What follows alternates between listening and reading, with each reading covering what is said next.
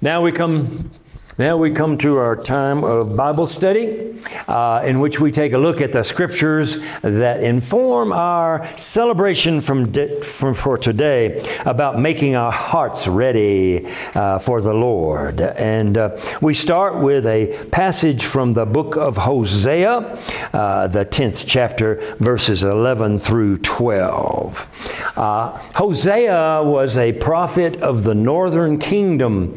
When he began to prophesy, Israel had already kind of split itself into two nations, the northern kingdom and the southern kingdom. And it was not long after he began to prophesy that they erupted into a civil war between the northerners and the southerners. Sounds kind of familiar. But anyway, that civil war basically ended up destroying Israel, and their enemies came and overtook them and put them in chains and took them off to Babylon. But anyway, in that context, Hosea began to prophesy about many things. And of course, the major part of his prophecy was, if you forget God, then, it can be very difficult, and life can be very hard, and a nation can really fall to pieces very quickly if it forgets God. And that was the message Hosea wanted to say to his people over about 2,700 years ago. Good message for today as well. But nonetheless, he went on to say that. But he also understood something that was very important, and that was that one of the reasons people had left God out of their lives was that their hearts had become hardened. Their hearts had become filled with rocks and thorns and bushes. Their hearts were not receptive to the presence of God. And so he tries to wake them up in this passage that I'm going to read to you now. He tries to wake them up and say, it's time to open up your hearts to God. So listen to how he puts it. And he uses the name for Israel, the name of Ephraim. That was a term of endurement for Israel. It means my little child. And then he also uses the other name for Israel that would refer to their commitment to him, and that's the name of Judah. So anyway, he talks about Ephraim and Judah. So know when you hear this, he's actually talking about the people of Israel.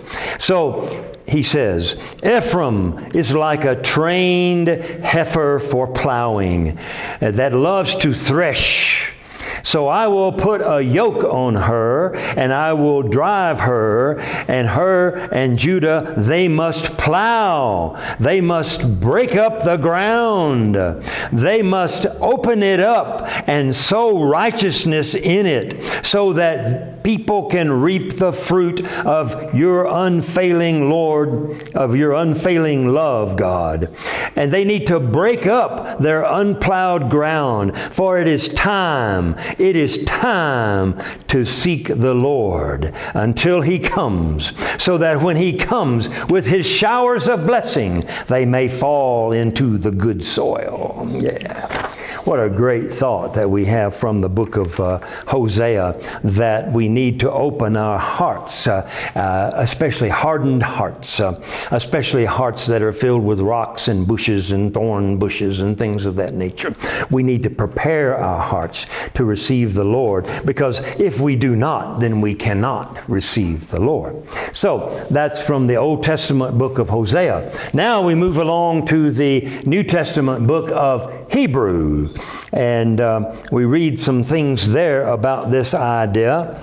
This book of Hebrews was written about 66 A.D. That would be approximately 66 years after the birth of Jesus.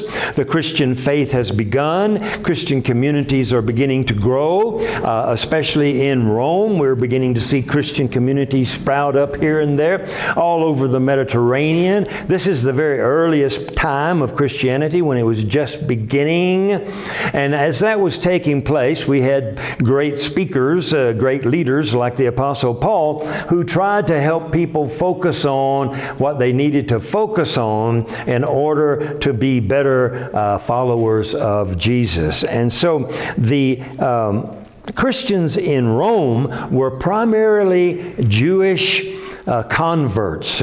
They had been Jewish before, but now this new faith was emerging, and they had become convinced that Jesus was the Messiah and that they needed to worship Him. But they continued to try to hold on to the old understandings of their Bible, which was the Old Testament. And they tried to hold on to the old faith. And so they were worshiping Jesus, yes, but not in the way that Jesus would indicate they should be worshiping Him. They were instead worshiping in the Old Testament ways. And they were still thinking in terms of their faith being a matter of external sacrificing. They did not understand anything about it being an internal reality. As long as they did all the external things that they thought they were supposed to do as part of their religion, then they thought they were doing what they needed to do. But the Apostle Paul was reminding them that that is not what it's about. It's about doing something about what is inside of us, not what's on the outside of us. And he refers to their hearts as land, as the soil. And he says, you know, there's two kinds of soils in the world. And there's two results as to what happens to persons regarding to how they have treated their soil or what their soil is producing.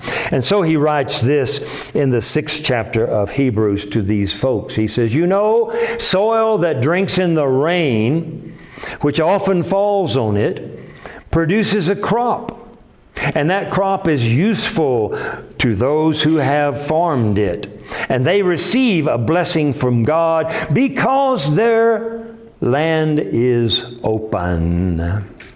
But land that is hard and produces nothing but thorns and thistles is worthless, and it's in danger of becoming a curse.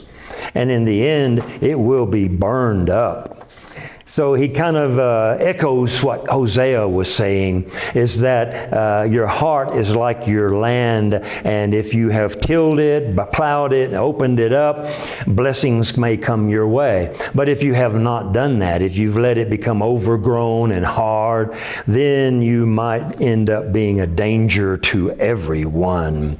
Another good thought from the New Testament about that. Now we move along to our gospel reading, and it's a long one today, so get ready to stand for a few minutes. Please stand up and listen to this gospel reading. As you know, we're studying the Gospel of Mark, and guess where it comes from? The Gospel of Mark. And it's in the 4th chapter of the Gospel of Mark. It's known as the parable of the sower of the seed. And I think all of us are very familiar with it, but let's hear it again with ears that can hear. Again, Jesus began to teach by the lake, and the crowd that gathered around him was so large that he had to get in a boat and sit out in the middle of the lake while all the people along the shore at the water's edge were listening to him. And he taught them many things by parables. And in his teaching, he says, listen to this one. A farmer went out to sow his seeds, and as he was scattering his seeds, some fell along the hard path, and the birds came and ate it up. And some fell on rocky places where it did not have much soil. It sprang up quickly, yes, but because the soil was shallow, when the sun came up, the plants began to die. But later, after that, other seed fell in places that were filled with thorns and bushes, and the seed did grow up in the midst of them, but the plants choked the seed that had grown up, and so they did not bear any fruit. But Finally, some seed fell on good soil. It came up, it grew, and it produced a crop, sometimes multiplying itself by 30, sometimes by 60, sometimes by 100 times. Then Jesus said, "Whoever hears this parable, let them hear, if they have ears to hear." And later, when he was alone, the 12 disciples and the others around him asked him about the parable. And he said to them, "If you don't understand this parable, how then can you understand any parable?" And he went on to explain. He said, "The farmer sows the word. Some people are like seed along the hard path, where the word is sown, but as soon as they hear it, Satan comes and takes away the word that was sown in them. And others are like the seed sown in rocky places. They hear the word, they receive it with joy, but since they have no root, they only last a short time. And when trouble or persecution comes because of the word, they quickly fall away. And still others are like seed that fell among thorns. They hear the word, they believe the word, but the worries of life, the deceitfulness of wealth, and the desires of other things come in and choke the word within them, making it unfruitful. But others, like seed sown on good soil, hear the word, accept it, and it produces a crop, some 30 times itself, some 60 times itself, and some 100 times itself. Amen. You may be seated. It's a long parable, but there's a lot of truth there, and we're going to look at it here shortly. But primarily, the parable's purpose is to describe for us the three kinds of unprepared hearts that the human being can have.